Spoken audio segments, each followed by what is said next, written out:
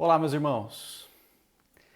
Alguma vez você ficou durante muito tempo sem falar com outra pessoa? Talvez porque você estava magoado com ela, talvez você tenha sido machucado, ofendido no passado por essa pessoa. Essa não é uma situação fácil.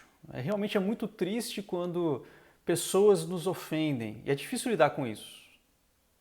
Mas o que talvez algumas pessoas não saibam é que essa mágoa, essa dificuldade em perdoar prejudica a nossa vida de oração e a nossa vida de comunhão com Deus. É isso que nós vamos ver no texto da nossa devocional de hoje, que está lá em Mateus capítulo 6, versículos 14 e 15, que diz o seguinte: Pois se perdoarem as ofensas uns dos outros, o Pai Celestial também lhes perdoará. Mas se não perdoarem uns aos outros, o Pai Celestial não lhes perdoará as ofensas. Meus queridos, Jesus está ensinando sobre a prática de boas obras no contexto aqui. Então, primeiro ele ensinou sobre a oferta, nós já vimos anteriormente, e agora sobre a oração. E sobre a oração, Jesus nos mostra o que fazer na oração e o que não fazer na prática da oração. E os versículos 14 e 15 são uma conclusão de Jesus sobre a prática da oração. Nós podemos perceber isso através da conjunção pois, que começa o texto, que faz uma referência àquilo que veio antes.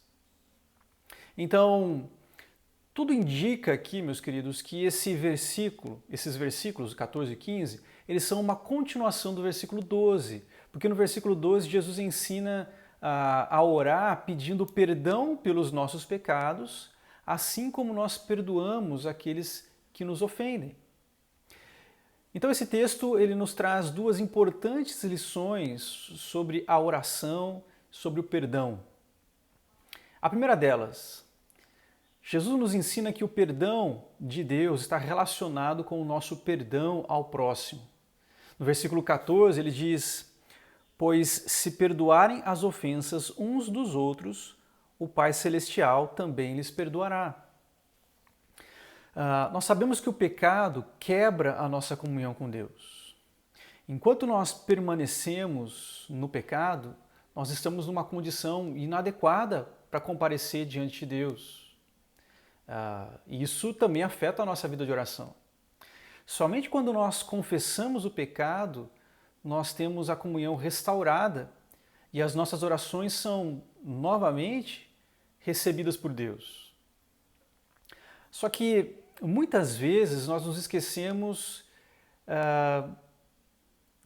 que o nosso relacionamento com o próximo afeta diretamente o relacionamento com Deus. Se nós perdoamos o nosso próximo, nós demonstramos compreender o perdão recebido de Deus. E Deus, então, se dispõe a perdoar as nossas ofensas e restaurar a nossa comunhão com Ele. Então, apenas para ficar claro aqui, existe uma sequência correta que nós precisamos ter muito clara na nossa mente aqui. Em primeiro lugar, Deus perdoa os nossos pecados, nos perdoa de todos os pecados e nos salva, através da fé em Jesus Cristo.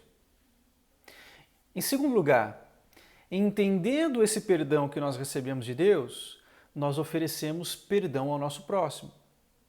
E aí, em terceiro lugar, perdoando então o nosso próximo, Deus se dispõe a perdoar as nossas ofensas.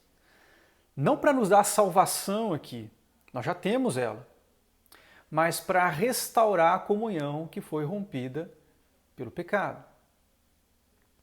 Agora, a segunda lição de Jesus sobre a oração e o perdão nesse texto é que a nossa recusa em perdoar o próximo está relacionada com a recusa de Deus em nos perdoar. O versículo 15 nos mostra isso, diz ali o seguinte: Mas se não perdoarem uns aos outros, o Pai Celestial não lhes perdoará as ofensas. Esse aqui é o outro lado da moeda. Jesus está ensinando que se nós recusarmos em perdoar o nosso próximo, isso é um pecado, isso é uma desobediência à vontade de Deus. Como qualquer outro pecado, isso quebra a nossa comunhão com Deus. E certamente isso afeta também a nossa vida de oração. De acordo com esse texto, nós não devemos esperar que Deus restaure a nossa comunhão com Ele se nós mesmos não estamos dispostos a restaurar a nossa comunhão com o próximo através do perdão. Então, meus queridos, o que esse texto está nos ensinando é que a nossa vida de oração e comunhão com Deus está diretamente ligada à nossa comunhão com o próximo.